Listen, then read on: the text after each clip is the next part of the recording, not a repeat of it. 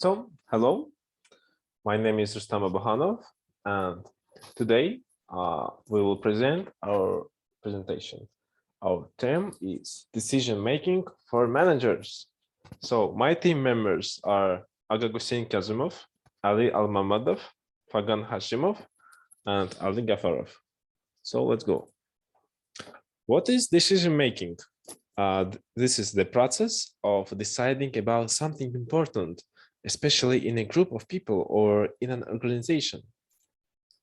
So why that is important?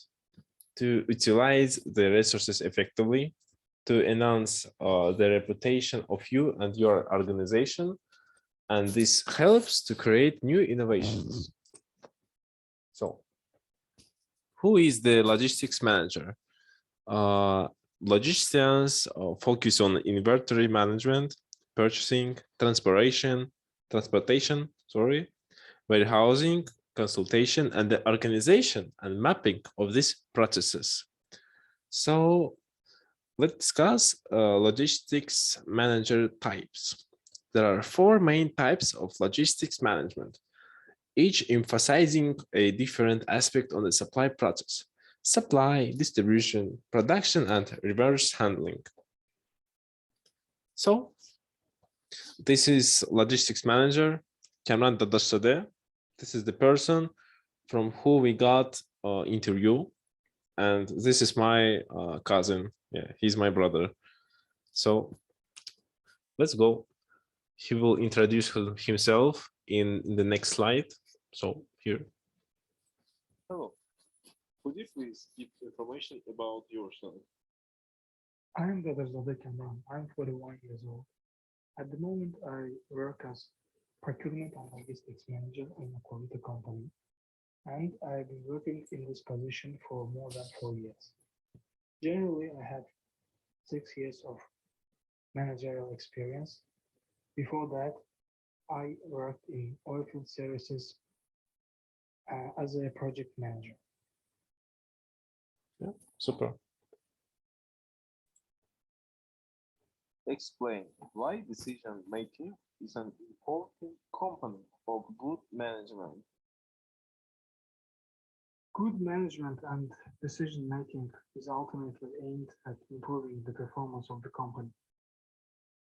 Correct and timely decisions leads to an increase in the efficiency of the department and the entire company.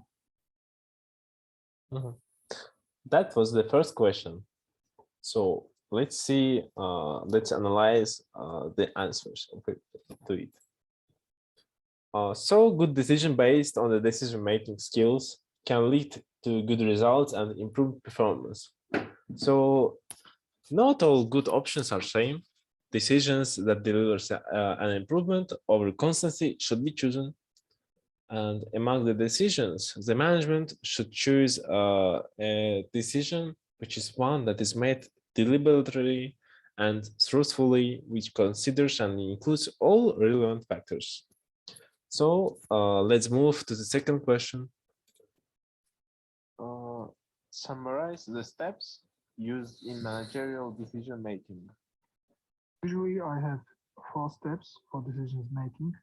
First is to get information and data on which you can base your decisions. Second step is to analyze this information. Third step is to define options for the next steps and actions. And fourth is to choose one option, or maybe it can be 2 options. Oh, okay. Let's see answers. So we have 4 steps. First step, getting information and data on which you can base your decisions. Second step, analyzing this information. Third step, defining options for next steps and actions. And the last one, choosing 1 or 2 options. So let's move to the third question. Please give an example of good decision making.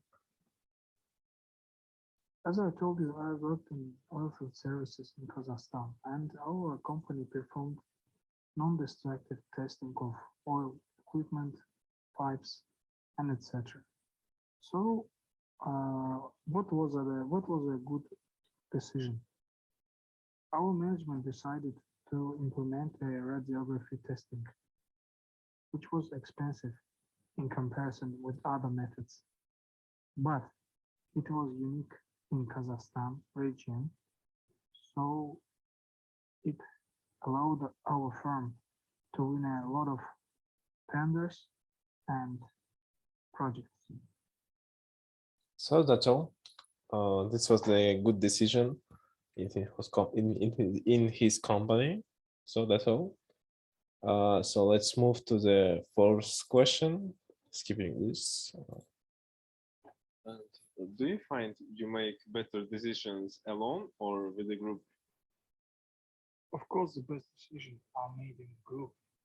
It allows the manager to see the problem from different angles and to hear new ideas about the problem.